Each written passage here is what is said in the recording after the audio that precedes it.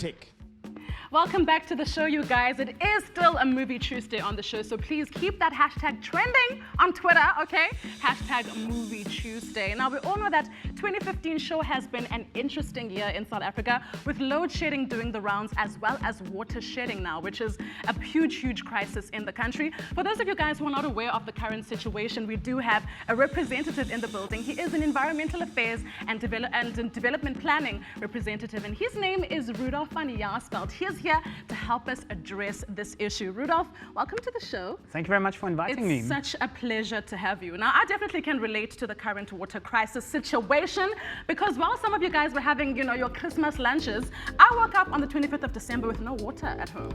It was a big, big problem. Like the entire day we had no water, so we couldn't wake up to bath in the morning to get ready for church, and we couldn't make Christmas lunch. So it was a big, big issue, and it's also led to food shortage in the country as well. So it is a bit of an issue, right? What is the leading cause of the water shortage in South Africa? Well, I'm sorry to hear that you had to go through that. It was tough. It was tough. It's called wet wipes, remember, next time. But I think the leading cause at this stage, there's a lot of reasons, and I can go into depth with that, but I think the leading cause at this stage is the reduction in the rainfall that we've seen, and that is due to the climate that is changing. Right. As you know, the climate is changing. It is getting hotter, which means there's less rainfall across the country, especially in the Western Cape. There's a lot of rainfall that we haven't had a long time, and in the rest of the country as well. I'm in the Free State as well, so it's very hard on a lot of people, but it is due to a lot of things such as the El Nino phenomena that's affecting the world, not just South Africa.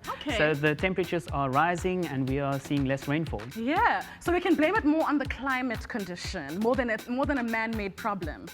I don't think I agree with you there. I think it's a bit of both there. Yes, the climate does have a big role to play in this, but it's the man as well. I mean, population is growing, as you know, and it's putting a lot of strain on the resources that it's limited. And we need to remember that water is a limited resource. It's not, we have abundance of it. So we need to start looking after it. So we should be a little bit more responsible with water. But what can we do to ensure that there's, water for everyone equally all across the country? Be water wise. I think that's very important to remember. Be water wise. Make sure that you only use enough water for what you are in need to do. If you are washing a car, for example, use a bucket and not a hose pipe.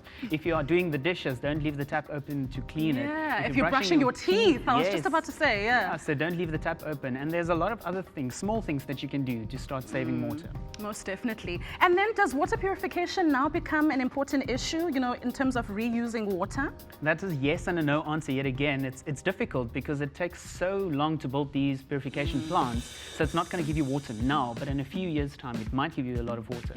But in South Africa, we are looking into it, and there's already some areas, small changes being made when it comes to water purification, small plants being built. Of course. And now it brings me to my next question. Where exactly does water come from? So we can actually know the process, and we can actually be able to respect water in the country. Do you want the scientific answer, or do you want a slow, just quickly? The quickly one, any answer, anything that you're comfortable with, I'm fine. The snow and the rainfall all in a mountain catchment area, it's being captured lower down in rivers and dams and underground aquifers, which is groundwater. And then from there on, municipalities normally have their own purification systems and their own distribution centers. So from there on, they pump it to the taps. And then when you open the tap, you don't get the rainwater, but you get it from the tap. Right. And a lot of people can argue, Rudolph, that it affects more people in the village, this water crisis situation, more than in the city. And I can agree, because my mom calls me all the time. She lives in Mthatha, right?